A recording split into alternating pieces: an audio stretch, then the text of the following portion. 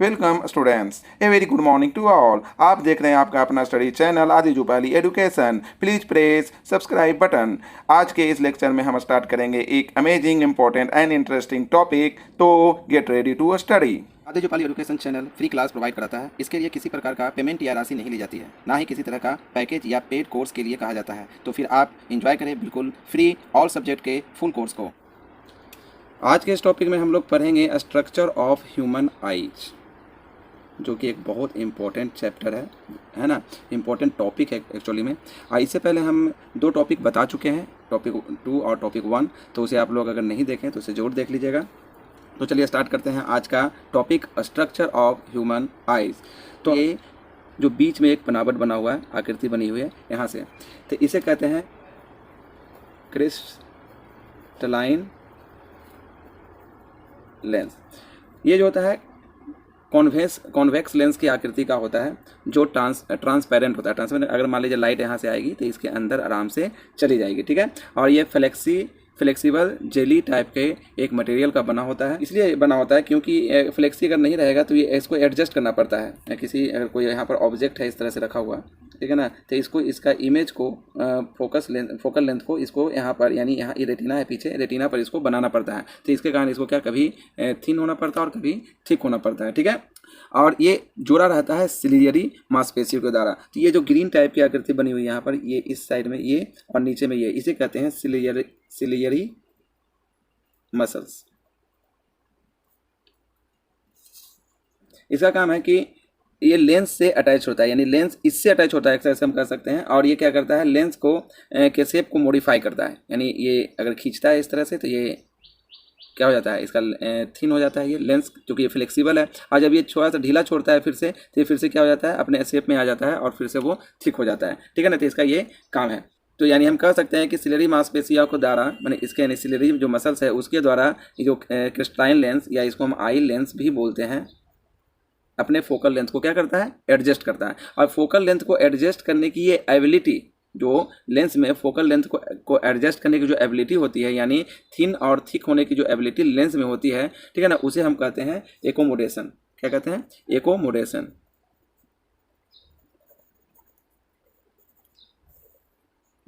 तो ये लेंस जो होता है एक्चुअली में क्या है, कॉन्वेक्स लेंस का बना होता है। ये एकदम क्लीन होता है, क्लीन रहेगा तभी तो हमको क्लीन दिखेगा।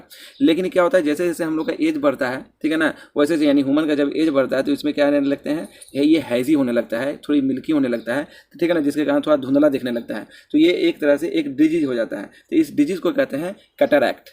कैटरैक्ट। आप लोग अभी ध्यान से समझिएगा, कहीं नोट नहीं कीजिएगा। हम लास्ट में आपको क्या कर देंगे कि एक जितना है सबका डिफिनेशन यहाँ पर लगा देंगे, आप लोग उसे नोट कर लीजिएगा, ठीक है। अब इसके बाद आता है आइरिस। ये है जो रेड टाइप का ये जो बना हुआ है, ये आइरिस है।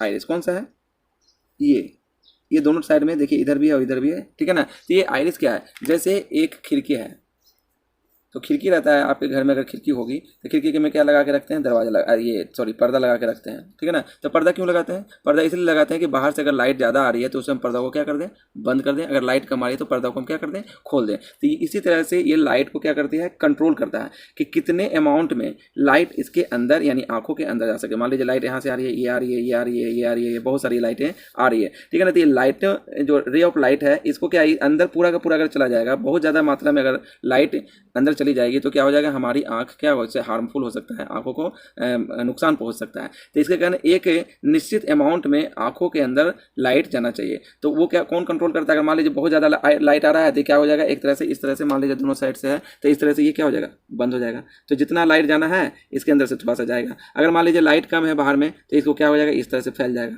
तो लाइट थोड़ा सा ज़्यादा अंदर जाएगा, ठीक है ना। तो एक निश्चित अमाउंट में लाइट अंदर जाए, इसके लिए क्या होता है, आइरिस होता है, ठीक है। और ये क्या करता है, पुपिल के साइज को, दूसरा काम जो है, ये पुपिल के साइज को क्या करता है, कंट्रोल करता है, यानी चेंज करता है। पुपिल का साइज, यानी पुपिल का है, ये जो यहाँ पर खाली जगह है, ये ही पुपिल कहलाता है, ठीक है ना। ये ब्लैक ब्लैक दिखाई देता है आंखों में, तो उसको हम इसका जो फ्रंट व्यू है वो दिखाते हैं, आंखों में इस तरह से रहता है, ये इस तरह से मान लीजिए आँख है, तो यहाँ पर ये जो बीच में ब्लैक ब्लैक रहता है, एक्चुअली में यहाँ पे कोई कुछ रहता ही नहीं है, ब्लैक है, खाली है, यहाँ पर वैकेंट है। यहाँ पर से अगर कुछ ऐसे डालेंगे तो उधर चला जाएगा, ठीक है ना, यहाँ पर कुछ भी नहीं है। तो ये जो जगह इसको क्या करता है, कंट्रोल करने का काम आइरिस करता है। यानी ये खुलेगा तो पुपिल बड़ा हो जाएगा, ये बंद होगा तो पुपिल छोटा हो जाएगा। यानी यहाँ पर जहाँ पर कुछ नहीं है उसको हम पुपिल बोलते हैं, ठीक है ना, ये है पुपिल, ठीक है। यहाँ पर कहाँ है, ये है। तो और ये जो आइरिस होता है, आइरिस में यहाँ पर जो ये बना होता है इसका कुछ कलर होता है, कलर होता है, किसी का ब्लैक रहेगा, किसी का ब्राउन रहेगा। तो जिस कलर का आपका आइरिस रहेगा उसी कलर की आपकी आंखें होंगी। क्या कि आपकी आंखों का कलर कैसा है, मान लीजिए आपकी आंखों का कलर ब्लैक है, इसका मतलब आपके आइरिस का कलर भी ब्लैक है, ठीक है। तो आइरिस का कलर से मतलब नहीं है, आइरिस क्या काम करता है, तो ये क्या करता है कि कंट्रोल करता है कि कितना मात्रा में लाइट आपके आंखों के अंदर जाए, और ये पुपिल के साइज को भी चेंज करने के लिए उत्तरदायी होता है, मैंने चेंज करता है, ठीक है। अब देखते हैं हम लोग पुपिल का क्या काम है।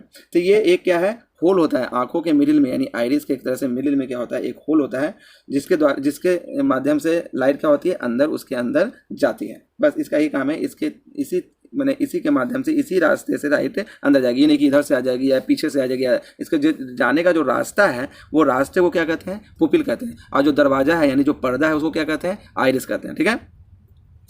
आगे चलते हैं।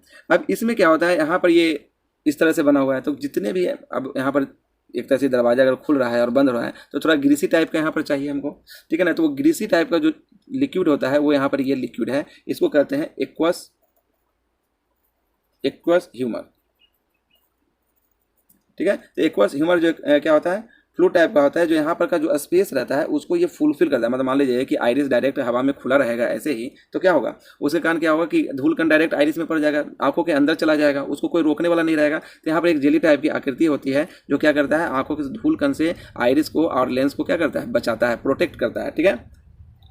और ये क्या होता है, यहाँ पर इधर आगे में कॉर्निया होता है और यहाँ पर क्या होता है, आई लेंस होता है, उसके बीच में ये एक्वस ह्यूमर पाया जाता है। पूरे में एक्वस ह्यूमर है इस तरह से, ठीक है ना, हम यहीं तक बनाए हैं, इधर भी है, ठीक है। और ये एक्वस ह्यूमर का एक और काम है, ठीक है ना, ये न्यूट्रिशन भी प्रोवाइड करता है। जैसे ब्लड का क्या काम है, ब्लड का काम है कि हमारे पूरे शरीर में न्यूट्रिशन को पहुंचाना। तो यहाँ पर अगर ब्लड को ले आएंगे, आंखों को भी तो न्यूट्रिशन की जरूरत है, तो अगर आंखों में हम ब्लड ले आए, मान लीजिए यहाँ पर ब्लड आ जाए, तो ब्लड आ जाएगा तो लाइट इसके अंदर जाएगी, नहीं जाएगी। क्यों नहीं जाएगी, क्योंकि उसके वो ब्लड क्या होता है, ओपेक होता है, उसके अंदर से लाइट पार नहीं कर सकती है, ठीक है ना। अगर वो ट्रांसपेरेंट होती है तो पार कर जाती है। तो उसी ब्लड को एक तरह से वही ब्लड जो है ट्रांसपेरेंट रूप में रहती है, जिसे हम लोग क्या कहते हैं, एक्वस ह्यूमर कहते हैं। वो हमारी आंखों को क्या कहते हैं, न्यूट्रिशन भी प्रदान करती है, ठीक है।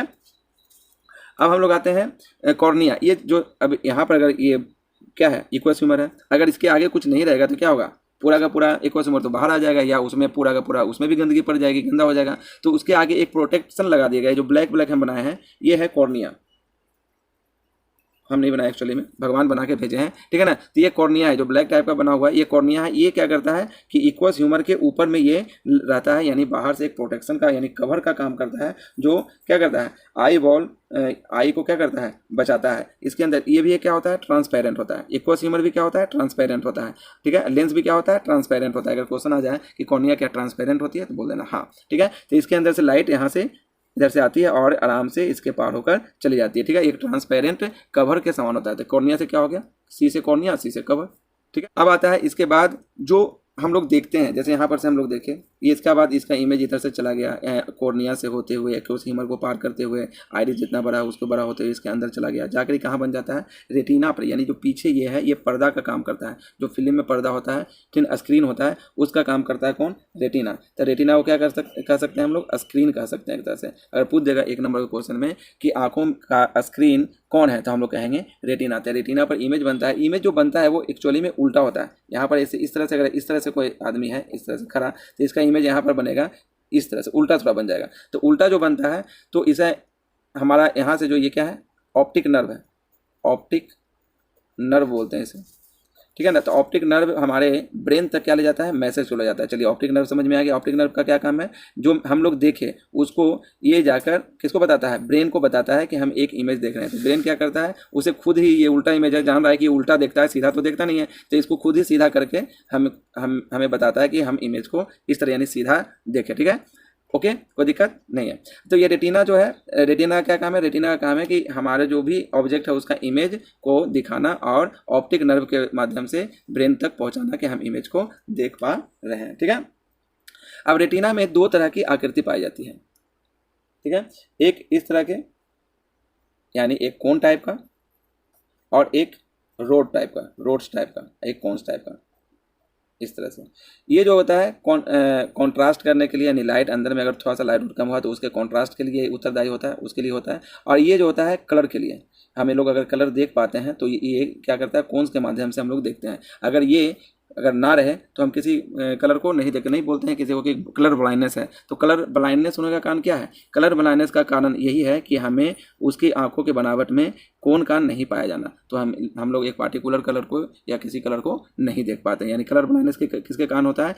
कोन के नहीं रहने के कारण। अगर आपसे क्वेश्चन पूछ दिया कलर ब्लाइंडनेस क्यों होता है, तो आप बता दीजिएगा कि उसके रेटिना में कोन जैसी आकृति नहीं पाई जाती है। ठीक है, अब इसमें हम चलते हैं आगे। एक इसको जो थोड़ा सा बाहरी ज्ञान है उसको ले लेते हैं। इसका जो आँख का जो ये क्या है, कैसा है? स्फेरिकल है, स्फेरिकल शेप का है। ठीक है, और इसका जो डायमीटर होता है यहाँ से यहाँ तक होता है वो 2 से 3 सेंटीमीटर का होता है। और यहाँ पर अगर बोल दिया जाए कि हम दूर में तो कितना भी देख सकते हैं, कितनी दूरी तक हमारी आंखें देख सकती है, कितनी भी दूरी पर, ठीक है ना। तो कितनी दूरी तक देख सकती है, तो आप लोग जानते हैं मोबाइल में आजकल कैमरा निकला हुआ है, देखते हैं कि कितने मेगापिक्सल, इतना मेगापिक्सल, इतना मेगापिक्सल। तो हमारी आंखों का लेंस भी, मैंने आंखों में भी मेगापिक्सल होता है। तो कितना मेगापिक्सल होता है? 576 मेगापिक्सल का हमारी आंखें हैं। सोच लो, इतना मेगापिक्सल का भी मतलब मोबाइल तो कम से कम नहीं निकला है, कैमरा भी नहीं निकला है। तो अगर आगे निकल जाए तो कोई बात नहीं है, लेकिन हमारी आंखों का जो मेगापिक्सल होता है वो कितना है? 576 मेगापिक्सल होता है। ठीक है, और दूर तो हम इन्फिनाइट तक देख सकते हैं। ठीक है, लेकिन हम सबसे नज़दीक क्या, हम सब आंख में एकदम सटा के किसी वस्तु को देख सकते हैं, यानी कोई ऑब्जेक्ट को तो नहीं देख सकते हैं। वो दूरी जो है, सबसे लास्ट जो दूरी है 25 सेंटीमीटर से अगर नज़दीक हम किसी चीज़ को ले जाएंगे तो हम उसे धुंधला या नहीं देख पाएंगे। ठीक है, यहाँ पर जो पीछे में ये जो जगह है इसको कहते हैं ब्लाइंड स्पॉट। इसको हम लोग को आगे पढ़ना कुछ नहीं है, इसलिए हम लिख के आपको बता देते हैं। इसे हम क्या कहते हैं? ब्लाइंड स्पॉट कहते हैं। ठीक है, अब हमारी आंखों में के बारे में आप लोग पूरा लगभग जान गए हैं। अब यहाँ पर एक चीज़ और बताना जरूरी हो जाता है कि कभी कभी आप लोग फील करते होंगे कि आप लोग जैसे अंधेरे वाले इलाके से, मैंने अगर मान लीजिए सिनेमा हॉल में है, सिनेमा अगर देखने गए होंगे तो, या अंधेरे कमरे में है, तो अंधेरे कमरे से या मान लीजिए डार्क रूम है, और डार्क रूम से जैसे ही लाइट वाले रूम में जाइएगा, लाइट में आइएगा, तो आपको क्या होगा? थोड़ी देर तक दिखाई, मैंने थोड़ा सा कम दिखाई देता है या ठीक से नहीं दिखाई देता, आपके आंखों को ज़्यादा ब्लिंक करने लगते हैं। तो इसका रीज़न क्या है? इसका रीज़न है कि ये पुपिल जो होता है ना, पुपिल का साइज़ बड़ा छोटा होता है, वही हम बताना चाह रहे थे। ठीक है ना, तो पुपिल का साइज़ क्या होता है? ज़्यादा बड़ा छोटा होता है। तो इसमें क्या होता है, जब आप डार्क रूम में रहते हैं तो उस समय आपका पुपिल क्या होता है? पुपिल का साइज़ जितना ज़्यादा हो सकता है उतना बड़ा हो जाता है। ठीक है ना, बहुत बड़ा हो जाता है। ठीक है, इस तरह से। और जब यानी आपका ये पुपिल का बड़ा होने का मतलब क्या है? एकदम ध्यान, एकदम गुड। पुपिल का बड़ा होने का मतलब है कि आपका ये जो है आइरिस है, इसका दरवाजा पूरा खुल गया है, यानी ज़्यादा लाइट आपको अंदर जाने दे रहा है। अंधेरे में लाइट कम होती है तो पूरा दरवाजा खुल गया। जैसे ही आप बाहर आता है, ठीक है ना, तो ये क्या करता है? दरवाजा बंद होने में टाइम लगेगा। सिंपल सा, खिड़की की दरवाजा सबको बंद करने में तो टाइम लगता है, तो इसको भी टाइम लगेगा। तो जितनी टाइम तक आपको एडजस्ट करने में टाइम लगता है, उतना देर तक आपको आंखें या बंद रखनी पड़ती है या आपको थोड़ा सा ज़्यादा देर ब्लिंक करना पड़ता है। ठीक है, तो अगर इसी का उल्टा एक होता है, अगर मान लीजिए कि आप लाइट में है, तो लाइट में क्या रहेगा? आपकी आंखों का जो पुपिल रहेगा वो छोटा रहेगा। जब इसी तरह से आप अंदर जाइएगा, यानी सिनेमा हॉल के अंदर गए होंगे तो देखे होंगे, जब अंधेरे वाले रूम में जाइएगा तो आपका क्या होगा कि वहाँ पर इसे फैलने में, यानी आंखों के पुपिल को बड़ा होने में, यानी आइरिस को पीछे जाने में क्या लगेगा? टाइम लगेगा। तो टाइम लगेगा तो उतनी देर तक आपको क्या रहेगा? अंधेरे कमरे में जाने पर आपको उतना दिखाई नहीं देगा। अंधेरा ही नहीं, कम लाइट वाले जगह पर जाने पर, पूरा डार्क नहीं, थोड़ा कम लाइट वाले जगह पर जाने पर आपको दिखाई नहीं देगा। जब थोड़ा देर वहाँ पर रह लीजिएगा तो आपको फिर आसानी से सभी चीज़ें दिखने लगेगी।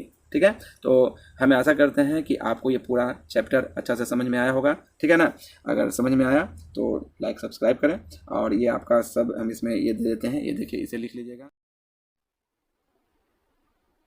आशा करते हैं आपको अच्छा से समझ में आया होगा। जय हिंद।